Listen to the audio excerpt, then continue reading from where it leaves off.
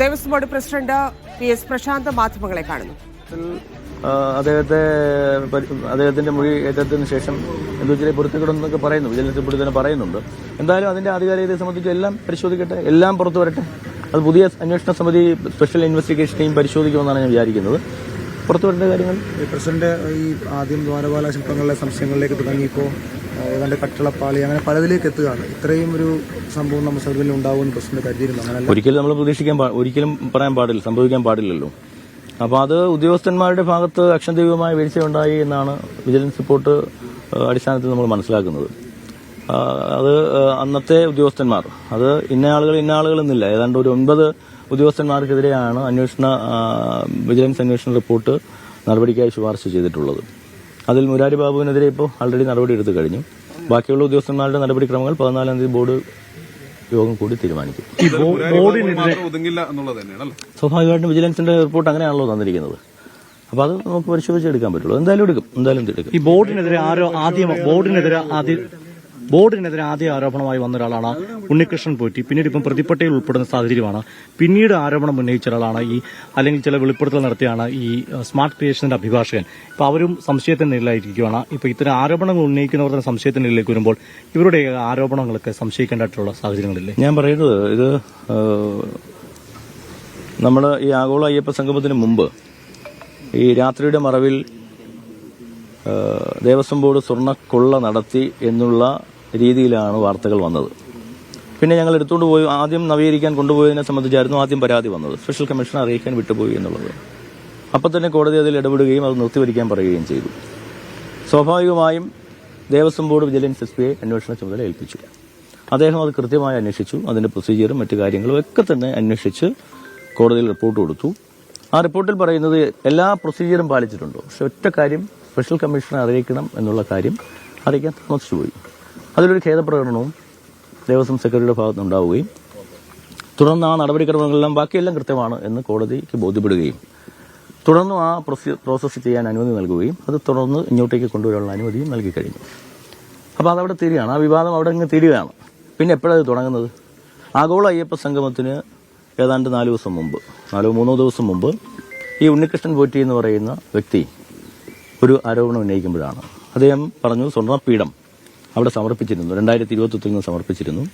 അത് കാണാനുണ്ടോ, അതുണ്ടോ ഇല്ലയോ എന്ന് ചോദിച്ചാണ് ഈ അന്വേഷണം തുടങ്ങുന്നത്, ആരോപണം ഉന്നയിക്കുന്നത്. അപ്പോൾ സ്വാഭാവികമായും കോടതി വീണ്ടും ഇടപെടുന്നു. വലിയ വാർത്ത വരുന്നു. വലിയ വാർത്ത എന്ന് വെച്ചാൽ ഫ്രണ്ട് ന്യൂസാണ്. അന്നൊക്കെ ഞാൻ ഉൾപ്പെടെയുള്ളവർ സംശയത്തിന്റെ നിലയിലാണ്. അപ്പോൾ സ്വാഭാവികമായും കോടതി വീണ്ടും പറയുന്നു, ഞങ്ങളുടെ SP തന്നെ ഏൽപ്പിക്കുന്നു. SP ആ അന്വേഷണത്തിന്റെ ഭാഗമായിട്ടാണ് ഇപ്പോൾ നിലവിലുണ്ടായിരുന്ന ഉദ്യോഗസ്ഥർ ഇതുമായി ബന്ധപ്പെട്ട മുഴുവൻ രേഖകളും ഇപ്പോഴത്തെ ഉദ്യോഗസ്ഥരാണ് കോടതിക്ക് മുന്നിൽ സമർപ്പിക്കുന്നത്. അപ്പോഴാണ് ഈ വ്യത്യാസവും തൂക്ക വ്യത്യാസവും ഒക്കെ പുറത്തു വരുന്നതും ഇതിന്റെ വലിയ വിശാലമായ അന്വേഷണത്തിലേക്ക് പോകാൻ കഴിയുന്നത്. അപ്പൊ ഞാൻ പറഞ്ഞു വന്നത്, അപ്പൊ അതുകൊണ്ട് തന്നെ ആ ഒരു അന്വേഷണമാണ്, അതിന്റെ ഭാഗമായിട്ടാണ് ഇത്തരം കാര്യങ്ങൾ നടക്കുന്നത്. അപ്പൊ സ്വാഭാവികമായും ഈ 2 ദിവസം കഴിഞ്ഞപ്പോൾ ഇദ്ദേഹത്തിന്റെ വീട്ടിൽ നിന്ന് തന്നെ കിട്ടുകയാണ്. അങ്ങനൊരു പീഠം അദ്ദേഹത്തിന്റെ വീട്ടിൽ നിന്ന് തന്നെ കിട്ടുകയാണ്. അപ്പോൾ അത് മനഃപൂർവ്വം ആ പീഠം വീട്ടിൽ ഒളിപ്പിച്ച് വെച്ചിട്ട് ഞങ്ങൾക്കെതിരെ ആരോപണം ഉന്നയിക്കുകയായിരുന്നു. നമ്മുടെ അന്വേഷണ ഉദ്യോഗസ്ഥൻ എന്താ ചെയ്തത്? അദ്ദേഹം ഇവിടെ വന്നു, അദ്ദേഹം റെസിപ്റ്റ് പരിശോധിക്കുന്നു, മഹസർ പരിശോധിക്കുന്നു, പൂർണ്ണമായ ഏതെങ്കിലും സ്റ്റോർ റൂമിൽ, അത് ഇവിടുത്തെ ലോക്കറിലുണ്ടോ, സന്നിധാനത്തെ ലോക്കറിലുണ്ടോ, അല്ലെങ്കിൽ ആറന്മുളത്തെ സ്ട്രോങ് റൂമിലുണ്ടോ ഒക്കെ പരിശോധിച്ചിട്ടും മഹസറും ഇല്ല, റെസിപ്റ്റും ഇല്ല. ഇതും നമുക്ക് കണ്ടെത്താനും കഴിഞ്ഞില്ല. അപ്പോഴാണ് ആര് വിളിക്കുന്നത്? ഇദ്ദേഹത്തിന്റെ സഹായി വിളിക്കുന്നത്. ഇങ്ങനൊരു കാര്യമുണ്ട്, എൻ്റെ വീട്ടിലുണ്ടായിരുന്നു, അത് ഞാൻ ഇതാണോ എന്ന് അറിയില്ല, ഈ വാർത്തകളിൽ വരുന്ന ഇതാണോ എന്ന് അറിയില്ല, ഞാനിത് ഉണ്ണികൃഷ്ണൻ പോറ്റിയുടെ കൈവശം ഏൽപ്പിച്ചിട്ടുണ്ട്, ഞങ്ങൾ രണ്ടുപേരും കൂടി കൊണ്ട് ഉണ്ണികൃഷ്ണൻ പോറ്റിയുടെ സഹോദരിയുടെ വീട്ടിൽ വച്ചിട്ടുണ്ട്. അങ്ങനെ SP പോകുന്നു, കണ്ടെത്തുന്നു. നിങ്ങൾ ആലോചിച്ച് നോക്കൂ, ഇത് കണ്ടെത്തിയിരുന്നില്ലായിരുന്നെങ്കിൽ എന്തായിരുന്നു അവസ്ഥ? ഞങ്ങളൊക്കെ പ്രതിക്കൂട്ടി നിൽക്കില്ലായിരുന്നോ? സ്വർണ്ണക്കള്ളൻ ഈ ആരോപണവും ഏറ്റെടുത്തുകൊണ്ടാണല്ലോ ബഹുമാനായ പ്രതിപക്ഷ നേതാവ് സത്യത്തിൽ സ്വർണ്ണക്കള്ളൻ എന്ന ആക്ഷേപവുമായി വരുന്നത്. സത്യത്തിൽ മറ്റൊരാൾക്കും ഇല്ലാത്തൊരാക്ഷേപമായിരുന്നു. ഇവിടുത്തെ BJP നേതാക്കൾ പോലും അത്ര കണ്ട് ആക്രോശിച്ചില്ല. പക്ഷെ പ്രതിപക്ഷ നേതാവ് ഇത് സ്വർണ്ണക്കള്ളനാണ്, ദേവസ്വം ബോർഡ് ഇത് അടിച്ചുകൊണ്ട് പോയി, ദേവസ്വം ബോർഡ് പ്രസിഡന്റ് ഇത് അടിച്ചുകൊണ്ട് പോയി എന്ന മട്ടിൽ വാർത്തയുമായി വരുന്നത്. അപ്പൊ സ്വാഭാവികമായ ഒരു ഗൂഢാലോചന ഇല്ലേ? എന്ന് ഞങ്ങൾ സംശയിക്കുന്നു. പക്ഷേ ഈ കേക്കൂ. സ്വർണം പീഡന സംഭവത്തിന് വരുന്നതിന് തൊട്ട് മുൻപേ തന്നെ ദേവസ്വം വിജിലൻസിനെ കോൺസ്റ്റിറ്റ്യൂട്ട് ചെയ്ത് മഹാസാറിലെ സംശയങ്ങൾ പ്രകാരം 99-ലെ സ്വർണ്ണപ്പാളിയുമായി ബന്ധപ്പെട്ട് അന്വേഷണം ഹൈക്കോടതി തുടങ്ങിയിട്ടുണ്ട്. അതല്ല, എപ്പോഴാണത് ഉണ്ണികൃഷ്ണൻ? അതല്ല, അതിനുശേഷമുള്ള ഞങ്ങളുടെ ഉദ്യോഗസ്ഥർ സ്വാഭാവികമായും ഇതിന്റെ ഈ പറയുന്ന രേഖകളെല്ലാം, ഈ ഉണ്ണികൃഷ്ണൻ പോറ്റി നേരത്തെ അയച്ചിരുന്ന ചില രേഖകളും അതെല്ലാം ഞങ്ങളുടെ ഉദ്യോഗസ്ഥർ ഇവിടുന്ന് കൊടുത്തതിന്റെ അടിസ്ഥാനത്തിലാണ് അതൊക്കെ നടക്കുന്നത്. അപ്പൊ ഞാൻ പറഞ്ഞു വന്നത്, എന്തായാലും ഇപ്പൊ ചോദ്യം ഗൂഢാലോചന ഉണ്ടായിരുന്നു എന്നുള്ളതല്ലേ. ഞാൻ പറയുന്നത് ഗൂഢാലോചന ഉണ്ടായിരുന്നു എന്ന് ഞങ്ങളെ സംശയിച്ചാൽ എന്താ തെറ്റ്?